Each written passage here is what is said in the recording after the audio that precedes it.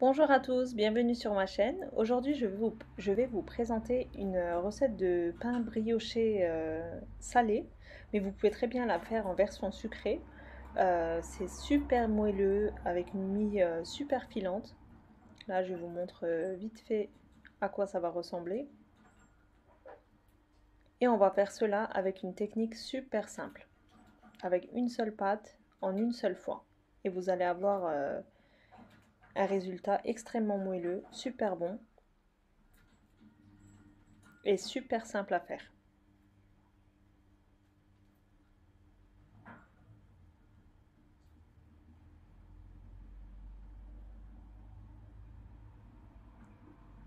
Là, je vais vous montrer l'intérieur aussi pour que vous puissiez voir à quoi ça va ressembler. À peine que je touche que c'est super moelleux et ça s'effrite super simplement. Vraiment super moelleux. Vous pouvez très bien les faire en plusieurs quantités et les congeler. Une fois sortis du congèle, ils sont super moelleux comme si vous venez de les faire. Si vous le souhaitez, vous pouvez les réchauffer légèrement au four 5 minutes. Super bon. Donc maintenant, on va passer à la pâte. Pour ceci, je mets un verre d'eau bouillante dans mon saladier. Je mets de l'eau bouillante car ça va égaliser la température avec le reste. Donc ensuite, j'ai rajouté un verre de lait. Mes verres mesurent 200 millilitres. Ensuite, j'ai rajouté une cuillère à café de sel, 2 cuillères à soupe de sucre. J'ai 2 œufs. Le blanc, je le verse dans la pâte et les jaunes, je les réserve pour la dorure. Ensuite, j'ai un petit verre de 125 millilitres d'huile. Je l'ai rajouté. Et comme au début on a mis de l'eau bouillante, la température est idéale. Mais vous, si vous souhaitez, vous pouvez réchauffer tout ça. Il faut que ça soit tiède pour que la levure soit active. Ensuite, je verse un cube de levure fraîche. Si vous le souhaitez, vous pouvez utiliser de la levure déshydratée, un paquet ou alors une bonne cuillère à soupe. Et maintenant, je verse ma farine progressivement. Surtout ne pas verser la farine d'un seul coup, car si vous verserez trop de farine, bah, vous aurez du mal à rattraper votre pâte et ça sera raté. Donc toujours verser votre farine progressivement.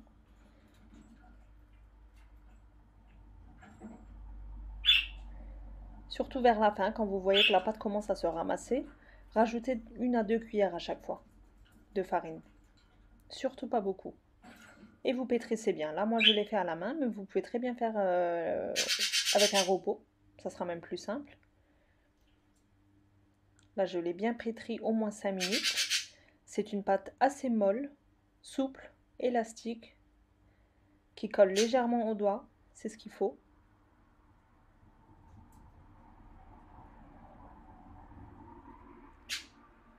Comme ceci. Et maintenant, je vais la recouvrir pour la laisser lever tranquillement. Donc, comme je l'avais déjà répété, si vous êtes pressé, vous pouvez très bien mettre votre bol couvert dans un four préchauffé à 40 degrés, mais éteint.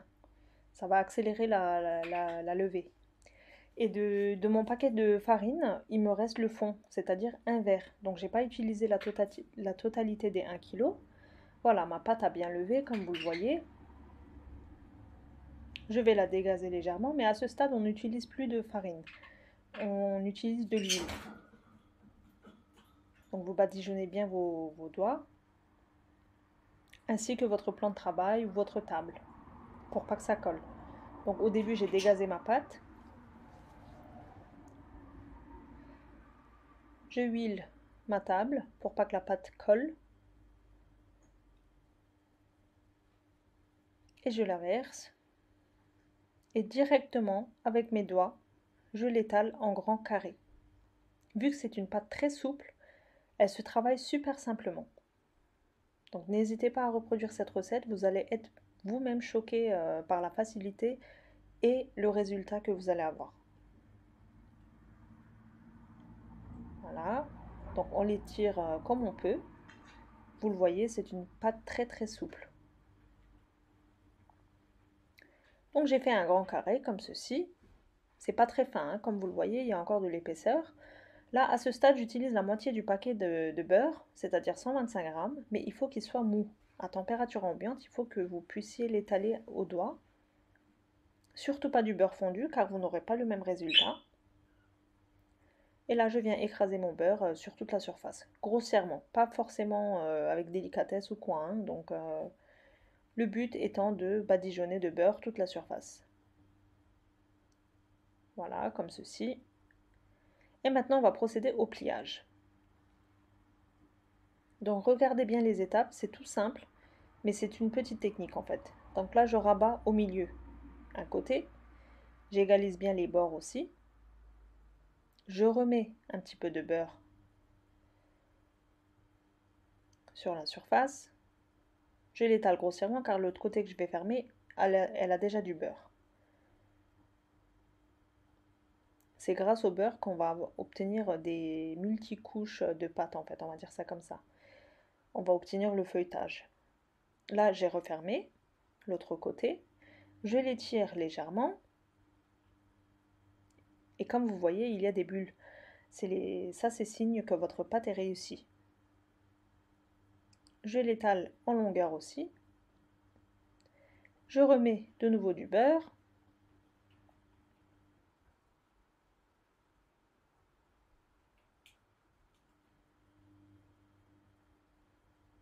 Mais cette fois-ci que jusqu'à la moitié, car je vais refermer l'autre moitié. Donc pas besoin de mettre du beurre de l'autre côté. Juste une moitié, c'est suffisant. Je la referme. J'égalise bien les bords. Et maintenant, je vais l'aplatir légèrement. Il est important d'avoir tous les côtés pareils en fait, de la même épaisseur. Donc à ce stade, je vais couper des bandes de 2-3 cm de largeur. Vu que c'est une pâte très souple, vous aurez peut-être du mal à couper, donc moi j'ai utilisé une roulette à pizza.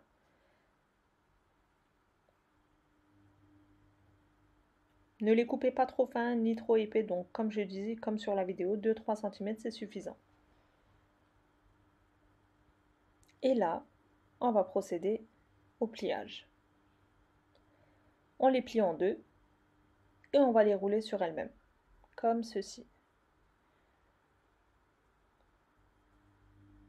Comme ceci. Et on va rejoindre les deux bouts. On va faire un petit nœud pour les coller ensemble. Et voilà, notre petite brioche est prête. Je la mets sur ma plaque de cuisson recouverte d'un papier sulfurisé. Donc s'il y a des épaisseurs, vous l'aplatissez légèrement au doigt. On la plie en deux. Ne l'étirez pas beaucoup car comme je disais, c'est une pâte très élastique. Comme ceci, on rejoint les deux bouts. Et voilà, c'est prêt. Comme vous avez vu, c'est super simple à réaliser. Mais le résultat est vraiment bluffant, vous allez adorer. Et comme je disais, vous pouvez faire cette version sucrée en rajoutant plus de sucre, mais mettez quand même une petite quantité de sel, car une pâte sans sel, ça serait quand même fade, même si c'est une pâte sucrée. Donc n'oubliez pas ce détail non plus. Si vous voulez faire en version sucrée, rajoutez, je dirais, la moitié d'un verre de sucre.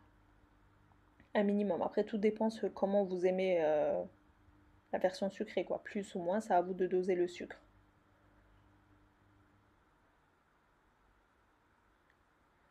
Et je fais pareil avec toutes mes pâtes.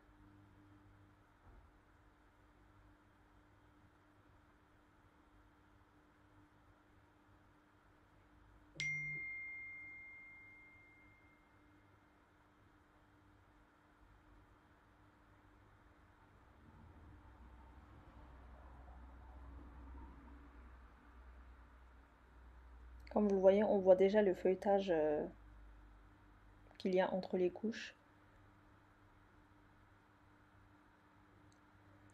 Je vais les laisser pousser à peu près 15 minutes recouverts d'un torchon sur la plaque de cuisson avant de les enfourner.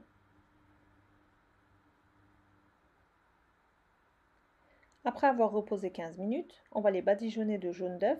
Alors moi j'utilise du concentré de sirop de raisin, ça se vend en épicerie turque. Mais c'est juste pour la coloration en fait, donc c'est pas très important. Vous mélangez bien vos jaunes d'œufs et vous versez, vous badigeonnez vos pains avec à l'aide d'un pinceau.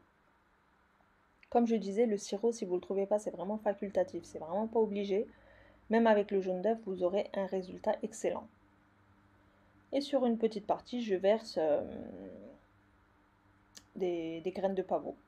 Mais c'est facultatif. Vous pouvez faire verser du sésame, des graines, ce que vous voulez. Ensuite, j'ai préchauffé mon four à 200 degrés. Je les enfourne jusqu'à qu'ils soient bien dorés, mais pas trop non plus, car si vous les faites beaucoup trop dorés, ils risquent de devenir durs. Donc, veillez à surveiller. Dès que vous voyez qu'il y a une belle couleur, vous les sortez du four. Comme vous voyez, elles ont bien gonflé, on voit bien le feuilletage. Et j'enfourne ma deuxième plaque. Voilà, c'est prêt. Et là, à la sortie du four, encore une petite astuce, on va les badigeonner avec du beurre. Cela va les rendre plus brillants et encore plus moelleux. Et au niveau du goût, ben, je vous explique même pas. Je pense que vous pouvez imaginer le goût que ça peut donner.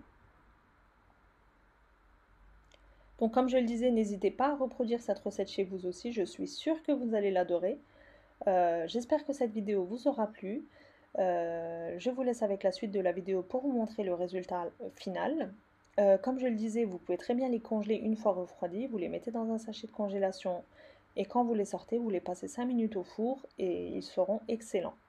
Donc n'hésitez pas à reproduire cette recette chez vous aussi. Laissez-moi un petit commentaire, un petit j'aime et si vous n'êtes toujours pas abonné à ma chaîne, n'hésitez pas à vous abonner. Et n'oubliez pas d'activer la petite cloche, comme ça vous aurez une notification dès que je publie des vidéos. Donc c'est bon pour moi pour aujourd'hui, je vous dis à bientôt pour une prochaine recette.